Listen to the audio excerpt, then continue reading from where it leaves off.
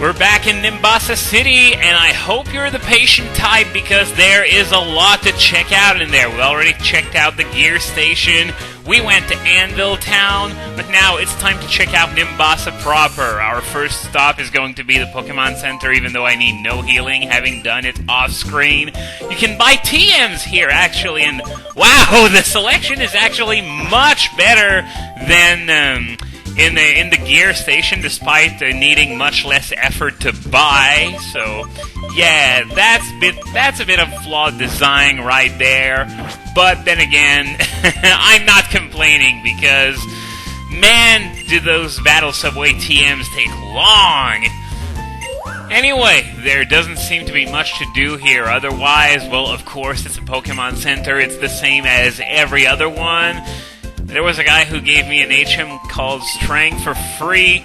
So apparently there's a guy somewhere in this city that gives out Strength HMs, which is good because we're going to come up on an area that has a few of those Strength boulders. But sorry about that, but for now, let's check out the Battle Institute, which is where that trainer from the last part was headed earlier on. Yes, do show me the ropes. Battle effectively and keep your Pokemon from pain. That's it! Well, show me the ropes. More like the rope without an S. Anyway, in this place, you can do a battle test. The way this works is that you do 5 battles in a row, win or lose, you move on to the next battle, and this guy here is going to judge you depending on how you perform. You get a score at the end, which depends on a variety of factors.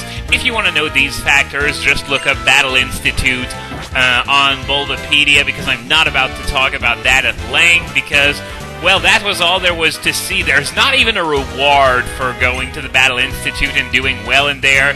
You just have the pride of having a high score, much like in the early 80s and the heyday of the Atari 2600. And, okay, this NPC here is talking about shiny Pokemon. The fun thing about that is that it's the first game where shiny Pokemon are actually referred to as such. Before then, it was nothing but a fanon term, but sometimes fanon does eventually become canon, as anyone who has heard of Hyrule Historia will tell you. So this is another example of that. Now, this is the place where I got the Sunstone from that guy over there, so of course he's not going to be giving me another one, which is fine, I only needed one.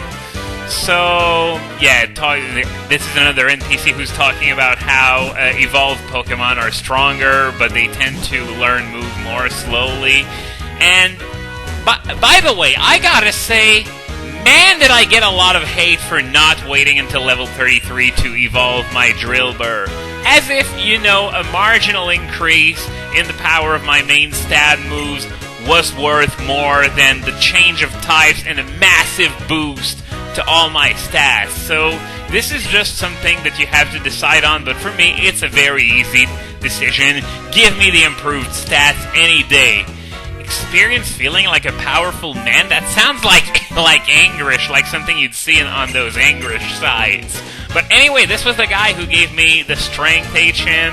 Now, as I've mentioned before, Strength works a bit differently from in the other games. Now you have to push boulders into holes, and once that's done, it's permanent. I'm gonna get around to show it to you real quick, though.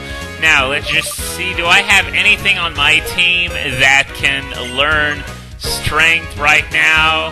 Got Timber. I'm not going to teach it to Excadrill because I don't remember at which level. No, it doesn't even learn it by level up. My bad, but I'm going to try to give it X-Scissor as a third move to complement Rock Slide and Dig, which will eventually become Earthquake anyway. So yeah, I'm going to keep Rock Smash there for now and give Strength to Timber instead. Okay, a big stadium and small court are two sports stadiums that are some of the main attractions in Nimbasa City, but we're going to get to that when we'll get there, because as I said, there's a lot of things to see in Nimbasa City. This lady here gives you a Soothe Bell. That means that whenever your happiness, the happiness of your Pokemon rather, goes up, it's going to go up by more depending on the way you use to increase happiness. So, I guess we are done with the houses in this residential area of Nimbasa, which is made up of two houses in such a large city.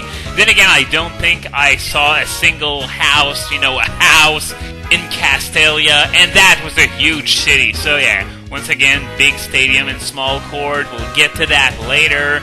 But for now, we're going to head over to the northeastern area of the city. You see Bianca there. I'm just going to see, okay, there are a few NPCs there. I don't think they give me anything, but I'm going to talk to them just in case, because I don't want anyone to be able to tell me, oh, you forgot some NPC who gave you something.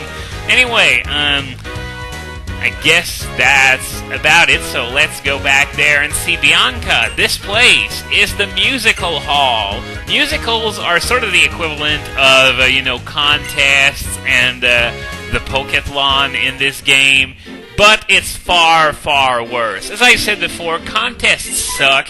The Pokéthlon was actually pretty good, but musicals, God, those things are absolutely pointless.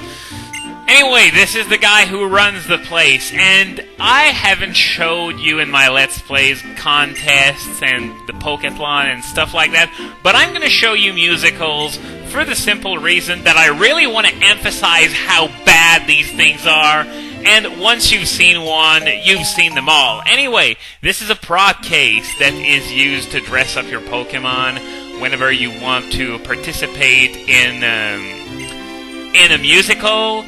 There's a huge variety of props. We'll only start with a few. Let's try using Excadrill, because, as we're going to see later, having arms is a huge advantage for you in a musical. So, we are going to be introduced to a little tutorial here on how to dress up your Pokemon. You use the stylus and the touchscreen to do so. So, yeah, we got this little Hawaiian thingy, a tennis racket, maracas, we got some glasses, which are appropriate because moles are generally nearsighted, though I don't think these glasses are actually do anything, they're just a prop. And let's make it a little bit girlier. And let's see, I think we can put that on. Yes, excellent. Now, I think that's it, so let's go. Click with OK, let's go with that. Now, this was just a dress-up tutorial. We're not actually going to partake in a musical right now, but I'm going to do so once I've talked to everyone in there. So, if you have a Pokemon who can play dress-up, as far as I know, can't just about every Pokemon out there play dress-up. I don't really know of any exceptions, but that's because I haven't really researched musicals very intensively, and I hope you can understand why. So, doing the musical would be totally cool. No, it wouldn't! I'm going to see the sights in Nimbasa. Well, that's better, Thay. You should be thankful. I'm stuck here showing the musical to an audience that probably doesn't care one bit. And I wouldn't blame them either, because I don't care one bit about musicals either. And now, something that I should throw out there is the game doesn't really emphasize it very much. In fact, it doesn't say anything at all about that. But there's a whole competitive aspect to the musicals, because just like with contests, you are sort of pitted against 3 AI Pokemon, except we all perform together, but we still compete to find out who can get the most attention from the crowd. So yeah, there are also a few different types that each prop can be, sort of like how moves had sort of types like cool, cute, tough, stuff like that in contests. It's really a lot like contests, except a lot worse. And I thought it couldn't get any worse because I don't really like contests very much. Yeah, I'm going to go on stage really soon. I'm just going to talk to these guys. Nothing. Some NPCs will sometimes give you some props, but I think you at least need to enter a musical. When you enter a musical and you win, quite frankly, I don't know what happens when you lose, because I've never lost, because it's so easy to win. but you get a few props from NPCs waiting at the exit. So something to keep in mind, that's the way to get more props, and you get a star on your trainer card, rather, when you get all the props. So you have to do a ton of musicals if you want to... Oh, wow! Did you just see that? I had $70,000 on the dot, and that's not the only amazing thing about it. It's the fact that I noticed it! Anyway, Echoed Voice sucks major ass. It's a lot like Fury Cutter and Rollout, except it starts out more powerful, but doesn't double every turn. Instead, it just increases by 40 every turn. So don't bother, and on top of that, it's a normal move, so it's not worth it. And in the middle of that, I didn't even get to point out that there are vending machines in the corner, but now I did. So we're going to read a little bit about the musicals, just to give you an idea of how it works before we actually try it out. Nothing really special. The audience is looking forward to seeing how you dress up your Pokemon. As I said, the audience actually plays sort of an important part, since you're basically competing for their attention. So there are 3 reception areas in this area, as you noticed. The one in the center is for playing alone.